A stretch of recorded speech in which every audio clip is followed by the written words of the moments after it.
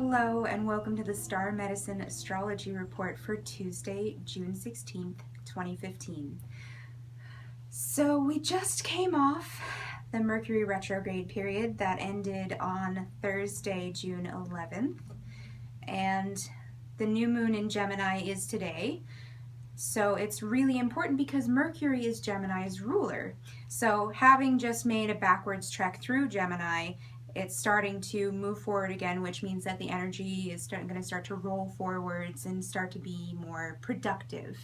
One thing that I noticed with this past Mercury retrograde period is that it brought up a lot of trauma, a lot of victim status, a lot of rehashing of the ways where we've lost our power, which is why this new moon is so important.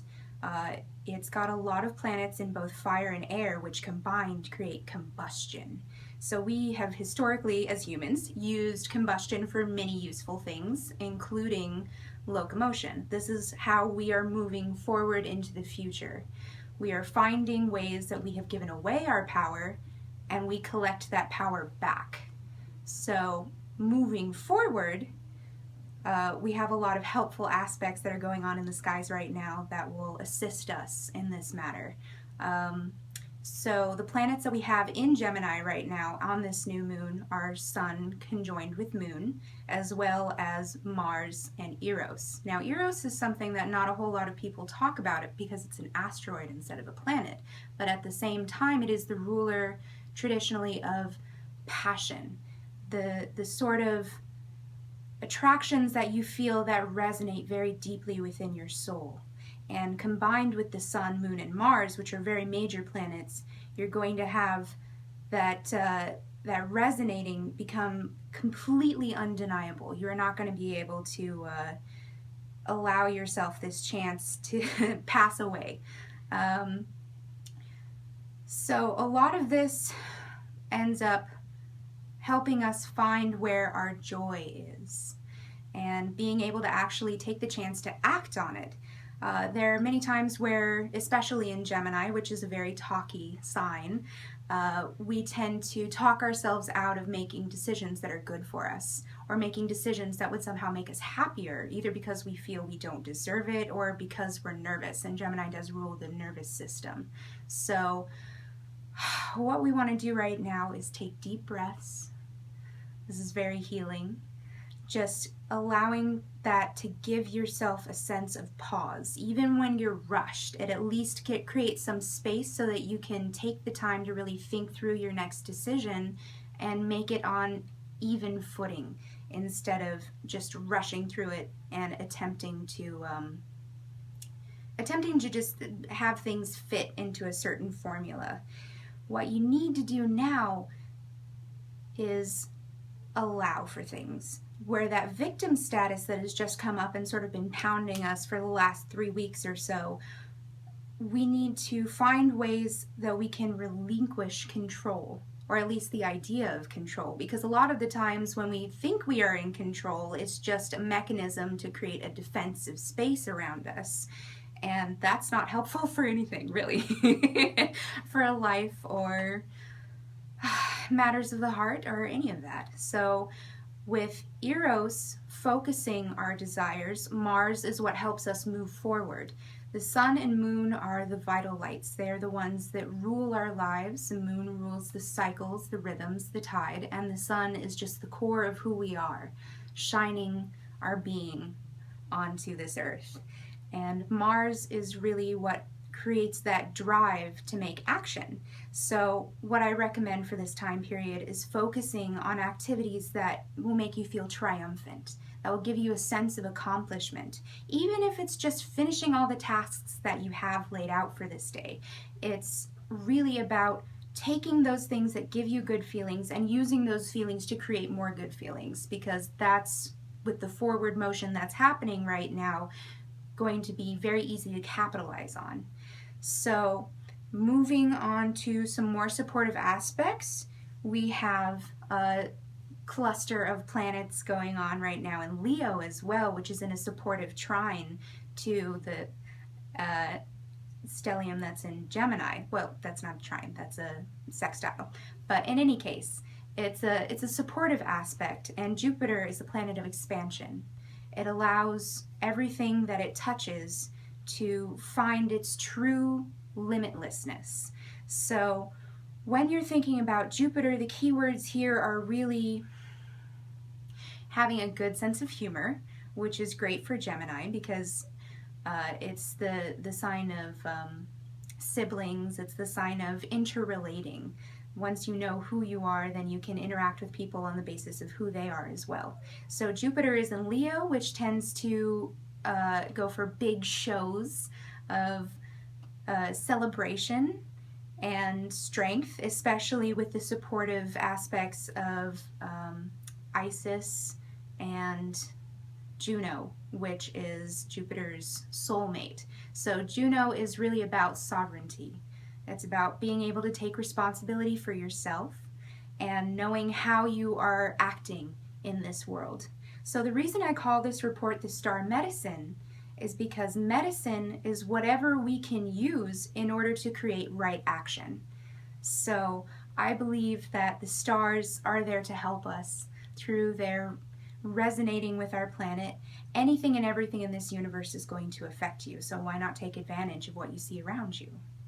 So with Jupiter in Leo, we have the sense of expanding our ideas of who we are and what we can accomplish, especially with the two goddesses in a supportive aspect with Jupiter. So now what we want to do is find where we can celebrate even the smallest things. You know, those things I was saying earlier that make you feel triumphant. You want to focus on that and make a little mini celebration. Reward yourself for whatever you do actually accomplish. It's something that you can bring your friends and family into, you know, just creating ways that you can spread the joy that you are cultivating for yourself. So the next aspect that I want to talk about is Persephone moving through Aries. She's moving towards Uranus, who has moved past his harsh square with Pluto. So Persephone is the queen of the underworld. And while she carries a lot of dark energies with her, she's also the queen of springtime. So as she's tracing over Uranus's footsteps, she awakens that part in us, that innocence that we may have feel like we've lost through those traumas and those victimizations that have occurred in any life. And so what Persephone does is teaches us the strength that lies in softness, in vulnerability, in allowing ourselves to be open, because when you put up defenses, it takes a lot of strength to actually tear them down again. So when you leave yourself open to experiencing all that life has to offer and using that to create your sense of self, then all good things lie open for you. You can feel like yourself again, because it's not really about going back to the person that you were before you were hurt, before you were traumatized, or whatever. It's about creating a new sense of self that resonates more strongly with your path as you're living it now. So Persephone is a great aid in that, and she's going to be making her way through Aries closer and closer towards Uranus for the next week or so. We also have, let's see here. Sorry, I'm looking at my notes. We have Neptune conjunct Shiva in Pisces. So what that does is it creates this sort of boundarylessness. So Neptune is the planet of dissolution. It's in its home sign of Pisces, the collective unconsciousness, the area where the I dissolves back into the primordial soup of being. And Shiva is the god in Vedic mythology who does his dance to end the world, and then he creates anew from the rubble. So what we do with Neptune conjunct Shiva and Pisces is we let go of those definitions of self that are no longer serving us. We allow ourselves to take hope in the fact that life still moves forward, whether or not we're having a tight rein of control on it. And we don't necessarily worry so much about knowing what's going to happen next, because even if you know what's going to happen next, you don't know what's going to happen next after that. You can have a plan as much as you want to, but you have to let go of the external factors. You have to recognize what you can actually influence.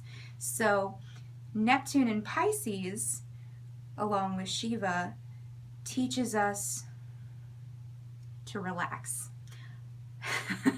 Just give it up and allow yourself to enjoy the ride, because that's really kind of what people get caught up in, is the day-to-day bullshit, the kind of idea that buying into this notion of happiness that involves you working away your entire life so that one day you will eventually have enough free time and money to do whatever you want. That doesn't necessarily work, and it's not a great example for your kids either. So when you're thinking about it, you want to think 7 generations into the future. What do you want your kids and your grandkids and your great-great-great-great-great-grandkids to do? You want them to be happy above all else. So this is where we're breaking down the old paradigms and building up a new sense of community, a new sense of what part we play in that community, and just bringing it back to the idea of wholeness and not having to worry so much about compartmentalizing and fracturing the self. So Neptune in Pisces, it's a big one. And that's a pretty long-lasting conjunction. So we'll see that play out over the next several months, probably 6 months or so. But it's super powered at this particular new moon because it's in square with the whole cluster that's going on in Gemini. So while we may experience this dissolution as frustration, as anger, as coming up against all of these brick walls, all of these blocks, and that's where we know that we have to back off and allow them to breathe and find a new way around them. Be like water and flow. So the next aspect that I would like to talk about is Kali opposition Saturn. So Kali is the primal goddess of time, opposite the primal god of time. So what we have right now is almost a space in between the worlds. There's this thing that we pagans do when we cast the circle in order to create this sense of timelessness and spacelessness. We say we are now in the time of no time and the place of no place. We are between the worlds. So with this aspect, we slip in between time, and we are now able to create our own definitions of time and space, really. It's almost like magical powers, if you really want to look at it like that. It's being able to say what has demands on our time, how we are using our time effectively, and above all, we want to recognize that we are co-creating our reality with the entirety of the universe, because Kali is also the void. She is where time does not exist, and we can use this era to really create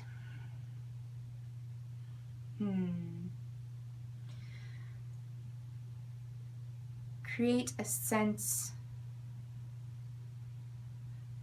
of strength within fragility. Everything passes away. So even though you are outside of time, your cells continue metabolizing. They're undergoing a process of combustion as well as entropy.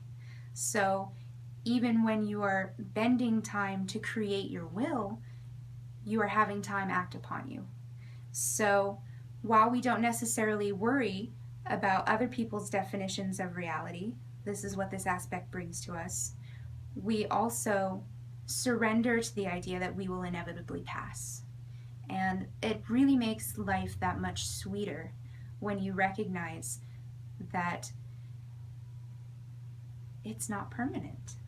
You don't have to worry so much about your actions. You don't have to be like, oh, I'm this huge fuck up, whatever, because even if you are, you can get past it. It's not permanent. This is a great way to remind yourself on a daily basis that you can create something new with every dawn.